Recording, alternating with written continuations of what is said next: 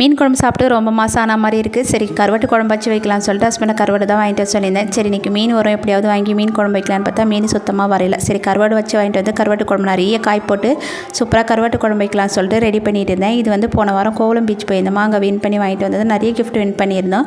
அதில் இந்த கண்ணாடி பவுலும் கிளாஸும் கிடச்சிது. சரி மெஷரிங் கப்பாக யூஸ் பண்ணிக்கலாம்னு சொல்லிட்டு எடுத்து வச்சுட்டேன். அப்புறம் வந்து பட்டர் வந்து காலையில் தண்ணியில் நல்லா வாஷ் பண்ணிவிட்டு எடுத்து வச்சுருந்தேன்ல, அதை வந்து நெய்யை வந்து மெல்ட் பண்ணி எடுத்துகிட்டேன். சூப்பராக இந்த வீடே அன்றைக்கி ஃபுல்லாக நெய் வாசனையோடு தான் இருந்தது. எல்லாருமே கேட்டாங்கன்னா நெய் உருக்கிறியா அப்படின்னு சொல்லிட்டு. அதுக்கப்புறம் வந்து இந்த அடை வந்து மெலிசா பெரிய பொண்ணுக்கு வந்து மெலிசா ஊற்றி குத்தா தான் பிடிக்கும். இது வந்து கொஞ்சம் கனமாக ஊற்றினா தான் நல்லாயிருக்கும். சரி வேறு வழியில் அவங்க 2 பேருக்கும் மெலிசா ஊற்றி கொடுத்துட்டு எனக்கு கொஞ்சம் திக்காக ஊற்றிட்டு நிறைய வந்து கருவேப்பிலை பொடி தூவி கொஞ்சம் நெய் ஊற்றி ஒன்று மட்டும் சாப்பிட்டுட்டேன். கிச்சனில் வேலையெல்லாம் முடிச்சுட்டு கம்மல்லாம் வந்து எப்படி காணாமல் போயிடுச்சு பாருங்கள். ஒரு கம்மல் எங்கே விழுந்ததுன்னே தெரியல. ஹஸ்பண்டுக்கு வந்து நிறைய காய் போட்டு கருவாட்டு குழம்பு, பூசணிக்காய் மஞ்சள் பூசணிக்காய் இருந்தால் தேங்காய் போட்டு கூட்டு மாதிரி பண்ணி